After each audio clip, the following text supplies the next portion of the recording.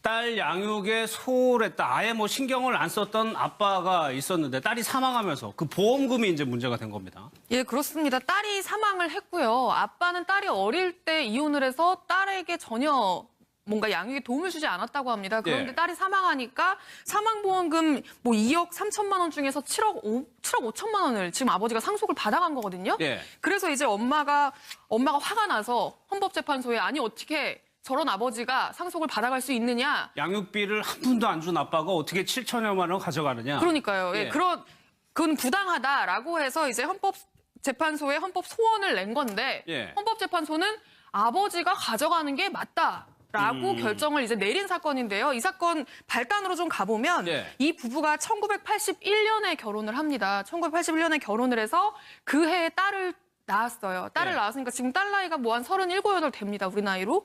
근데 딸을 낳았는데 이제 결혼하고 나서 계속 이제 부부 관계가 별로 좋지 않았고요. 예. 그러는 과정에서 거의 4년 만에 이혼을 합니다. 4년 만에. 예, 그러니까 85년에 이혼을 해요. 그러고 나서 이 그러니까 딸이 한 5살 때 이혼을 한 건데 딸은 계속 이제 엄마가 맡아서 키우게 되죠. 그러니까 엄마가 뭐 노점상도 하고 굉장히 힘들게 딸을 키웠어요. 그랬겠죠. 예. 키워가지고 지금까지 키웠는데 그 과정에서 이 남편은 양육비 한 번 준 적이 없고 딸을 찾아온 적도 없고 예. 그러다가 이제 최근에 딸이 교통사고로 사망을 합니다.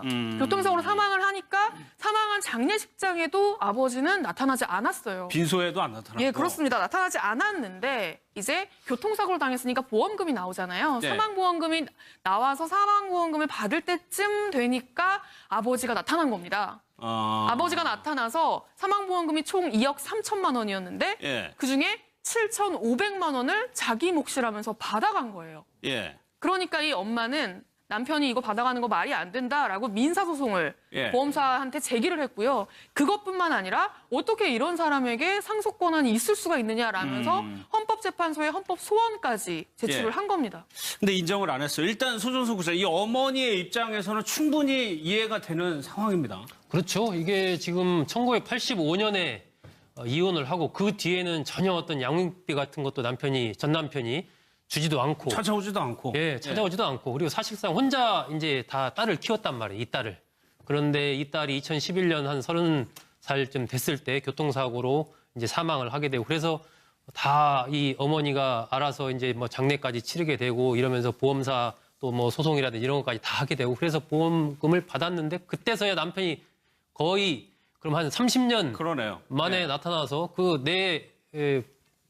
그 지분 권한 7,500만 원을 달라라고 해서 받아가니까 사실은 이게 어머니 입장에서는 아니 이런 경우가 어딨냐 법이 이렇게 해도 되는 거냐라고 해서 당연히 저는 거기에 대해서 반발하고 어떤 문제 제기를 하고 헌법소원을 뭐 하고 이럴 수가 있는데 이제 헌법재판소 재판관들의 판단은 그거죠. 두 가지가 같은 게 아니다. 예. 서로가 이제 분리되어 있다라는 거지. 부양 의무를 해야 되는 부분과 그러니까 이 재산을 상속받는 권리 이 두 개가 똑같이 등치가 되는 건 아니다. 네. 그렇기 때문에 이번에 판결에서도 양육 부분에 대해서 양육비 그동안 지급하지 않은 양육비는 남편이 1억 2천만 원을 그러니까 엄마한테 지급을 해라라고 했거든요. 그렇죠. 하지만 7,500만 원을 상속받아간 부분에 대해서는 그 부분에 대해서는 그냥 기각을 한 거거든요. 예. 그러니까 그 판단은 두 개를 같이 볼 수가 없다. 이렇게 이제 판결을. 그러니까 양육비 1억 원이 좀 넘는 돈을 주라고 했어요. 전 남편에게 주라고는 했지만 이 상속은 그대로 가져가야 된다. 그런데 손재희 변호사님, 의무보다 권리를 더 강하게 보고 있다는 생각도 들거든요. 근데 결론적으로는 이 아빠 같은 경우에는 7,500만 원이라는 보험금 상속권을 취득했지만 1억 2천만 원에 대한 과거 양육비를 주니까 사실 손실이 몇 천만 원 더 금전적으로 발생한 보면. 상황이라서 구체적인 타당성은 유지가 됐는데 과거의 사건 사고로 어떤 사고가 터졌는데 보험금을 수령하기 위해서 정말 파렴치한 부모 또는 파렴치한 자녀가 보험금 상속권을 주장하는 일은 여러 번 있었거든요. 아마 네. 그에 대한 어떤 해답을 찾고자 이런 헌법소송을 진행했던 것 같은데 아마 헌법재판소에서 고민이 많았을 겁니다. 왜냐하면 부양 의무나 양육 의무나 이런 것들을 방기하고 오히려 가족으로서의 의무는 안 하면서 권리만 찾는 거 아니냐. 네. 당연히 부당한 결론이 초래될 수 있다라고 고민을 하셨을 텐데 결론은 그거였습니다. 상속권이라는 것을 안정적으로 보호해야 되고 예외적으로만 결격을 시켜야 된다. 왜냐하면 이 양육 의무라든가 부모를 부양했다는 부양 의무라는 거는 칼로 무자르듯이 너는 얼마나 부양했어, 얼마나 양육했어. 이게 좀 상대적으로 어려울 수 있지 않겠습니까? 예. 이 사건은 뭐 전혀 양육을 안 했지만 또 다른 사건에서는 일부는 하고 뭐 대다수는 다른 사람이 하고 뭐 이렇게 조금 이렇게 복잡한 법률 관계가 있으면 상속 관계가 너무나 복잡해진다. 그렇기 네. 때문에 부양 의무를 안 했든 부모를 모시지 않는 자식들도 상속을 똑같이 받아가잖아요. 현재로서는. 그런 것과 마찬가지로 자식의 양육 의무를 하지 않았다고 하더라도 일단 법에 정해진 상속은 이루어져야 된다. 네. 그렇게 판결한 것으로 보이고요. 그렇게 또 판단할 수밖에 없는 것이 일률적으로 하다 보면 이 사건처럼 부당한 경우가 있잖아요. 근데 이 사건은 과거 양육비 청구로 보전이 됐지만 다른 사건에서는 기여분이라고 해서 이것을 좀 조정할 수 있는 우리나라의 제도들이 있거든요. 아마도 그런 여러 가지 이제 좀 예외적인 구체적 타당성, 합리성을 추구할 수 있는 제도가 있으니까 상속권을 지금은 아예 박탈하기는 어렵다 이렇게 보신 것 같습니다. 그럼 박선배 변호사님, 상속 결격 사유, 상속을 못 받는 경우는 어떤 경우만 지금 되는 거예요, 그러면? 상속인이 피상속인이나 그 배우자 그리고 직계 존속을 살해했거나 살해하려고 했거나 뭐 상해를 가해서 사망하게 했거나 아니면은 유언서를 위조 변조했거나 예. 상속 관계 그 협동 관계를 파괴하는 정도의 범법행위에 이르러야 됩니다. 단순히 부양 의무를 다하지 않았다고 상속 결격은 아니라고 보는 것입니다. 예. 그렇다면 얼마 전에 있었던 사건인데 이 부분도 좀 논란이 됐었어요. 아내가 사망을 했는데 이 부부는 이미 몇십 년을 별거 중인 상태였는데 이 남편에게 가는 재산은 어떻게 되는 거냐? 이 문제였죠. 예, 그렇습니다. 그 당시에 판결이 나왔었는데요. 이 부분은 어떤 상황이었냐면 1975년에 결혼을 했습니다. 네. 1975년에 결혼을 했는데 거의 한 7년 만에 82년부터 별거를 해요. 별거를 하면서 아이가 3명 있었거든요. 예. 이 3명 있는 아이 자녀들을 아내가 모두 떠맡습니다. 아내가 모두 혼자서 키웠고요. 이 남편은 다른 여성하고 딴살림을 차리면서 아내한테 이혼 소송까지 제기를 했었습니다. 그것까지 비슷하네요. 예, 그런데 아내가 거부해서 이혼 소송이 성사는 못 됐고 혼인 관계는 계속 유지가 됐는데 말 그대로 서류만 남편이었던 그렇죠. 셈이죠. 예. 서류만 남편이었던 셈이고 근데 얼마 전에 이 아내가 사망을 한 거예요. 아내가 2010년에 사망을 했는데 아내가 사망하고 나니까 남편이 갑자기 또 등장을 한 겁니다. 예. 이때도 등장을 했는데요. 이때 등장을 해서 남편이 그 재산이 얼마가 있었냐면 2억 8,800만 원 정도가 있었거든요. 예. 근데 이 2억 8,800만 원 중에 자녀가 3명이잖아요. 그러니까 자녀 한 명 에게 9분의 2, 9분의 2, 9분의 2 이렇게 해서 3명에게 주고 예. 나머지 9분의 3은 내 몫이다. 그러니까 내 거를 달라는 소송이었습니다. 그렇죠. 예, 내 몫을 예. 달라. 당연히 자녀보다는 배우자가 더 많이 상속을 받게 돼 있으니까 예. 내가 뭐 100번 양보해서 9분의 3만 받을 테니까 9분의 3을 나한테 줘라. 라고 소송을 낸 거였는데요. 예. 이 재판 같은 경우에는 굉장히 아까랑은 또 좀 다르게 재판부에서 예. 6.7%. 그러니까 확 깎은 거죠. 예, 그렇습니다.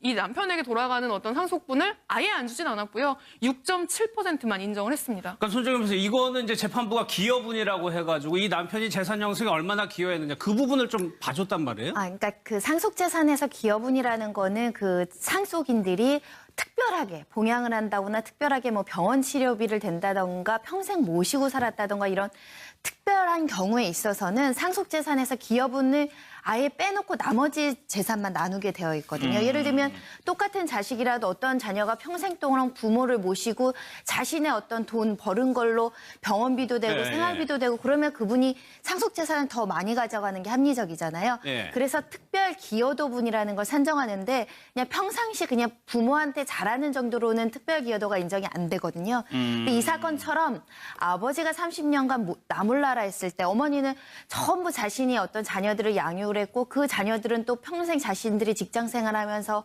어머니 생활비랑 병원비나 병간호까지 다 했거든요. 네. 그러면 당연히 그 남편보다는 자녀한테 기여도가 훨씬 높게 인정이 돼야 되고요. 근데 통상적으로 한 15%, 20% 인정돼도 될 만한 사건인 게 이게 자녀들한테 기여분을 40% 50%씩 인정한 거는 그렇죠. 예. 굉장히 이례적으로 높게 인정한 겁니다. 예를 들면 상속재산이 100만 원이면 40%, 80%가 기여분이고 나머지 상속재산은 20%밖에 안 남는다는 거거든요. 재판부가 합리적으로 남편이 아내의 상속재산을 충분히 가질 만큼 노력하거나 기여하지 않은 그 예. 어떻게 보면 괘씸한 점을 40%라는 그 기여분 결정으로 아마 그 판결을 내려서 아까 말씀드린 것처럼 구체적인 사법 정의, 예. 그런 가족 간의 정의를 실현해 준 게 아닌가 생각이 듭니다. 소국장 그래도 이 남편은 30년을 딴 집에서 살다가 와가지고 2천만 원 정도를 가져간 거예요. 그렇죠. 거기 이제 20% 부분에 대한 9분의 3 예. 부분 그것을 이제 본인이 가져간 거죠. 그게 이제 1,920만 원인데 그 부분에 대한 상속을 받은 거고 원래 이제 본인 생각에는 2억 8천만 원에 9분의 3, 예. 한 9,600만 원 정도 되는데 그 정도를 자기가 받아야 되겠다라고 예. 해서 이제 소송을 했던 건데 이 법원에서 그렇게 인정을 안 했던 거죠. 그래서 결과적으로 보면 전체 유산 중에 한 6.7%인 1,920만 원 정도만 받게 됐는데 그래도 그동안에 뭐 거의 아무런 기여를 한 것이 없이 예. 그냥 오랜 세월 동안 따로 살았던 것에 뭐 견져 본다면 아마 예. 재판부도 여러 가지 고민이 있었겠지만 그래도 최소한의 어떤 그런 정도로 본 것이 아마 한 그 20%의 9분의 3 예. 그렇게 좀 판결을 한 거 아닌가 싶습니다. 그럼 박 변호사님 이거는 서로 남남처럼 거의 남남처럼 살아왔지만 네. 법적으로는 부부기 때문에 어쩔 수 없이 이렇게 집행이 되는 겁니까? 네, 상속이라는 것, 그 법적 안정성과 그 분쟁의 조기 해결을 위해서는 엄격하게 판단해야 된다는 겁니다. 법적 부부인가, 법적으로 친인척 관계인가로 판단해야지 뭐 사실상 혼인관계가 파탄돼 있고 서로 남남처럼 살았다고 하더라도 상속이 아니라고 볼 수 없다는 거죠. 제가 참고로 하나만 더 첨언하자면 손정혜 변호사님이 기여분에 대해서 잘 설명을 해주셨는데 지금 이 사건과 달리 보험금을 가져간 사건에서는 기여분 결정 청구를 했음에도 불구하고 받아들여지지 않은 것으로 예. 알고 있습니다. 그 이유가 뭔지 시청자 여러분들께서는 좀 이해하기 어려울 수는 있겠습니다만 이 보험금 청구권의 형태가 사망한 딸이 일단 보험금 청구권을 취득했다가 부모가 동시에 상속을 받는 구조인데 보험금 청구권은 가분 채권입니다. 나눌 수 있는 채권입니다. 그래서 지금 기여분이 인정됐던 장남과 장녀에게 40%씩 인정됐던 이 사건 같은 경우에는 아마 통상 상속 사건들이 그렇듯이 토지나 건물과 같은 부동산이 주요한 재산들입니다.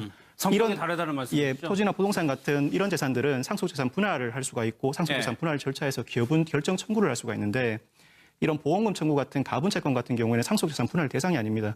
사망하는 즉시 법정 상속분에 따라 그대로 승계되기 때문에 기여분 결정 청구가 받아들여지지 않은 것으로 보입니다. 그리고 이 결정이 예. 이르게 된 안타까운 사정은 뭐냐면 이 돌아가신 아내 입장에서는 유책 배우자인 불륜을 한 남편한테 이혼을 해줄 수가 없었어요. 그래서 예, 예. 이혼 청구가 기각이 됐잖아요. 그러면 이혼을 하게 되면 재산 분할을 받을 수 있는데 그것도 사실은 행사하지 않은 상황에서 사망에 이르르니까 오히려 내가 가진 재산을 남편한테 줘야 되는 굉장히 비합리적인 결론이 네. 초래돼서 아마 그런 점도 재판부에서 고려했을 거라고 보입니다. 그래서 최대한으로 이제 작게 했다는 말씀이시죠? 알겠습니다.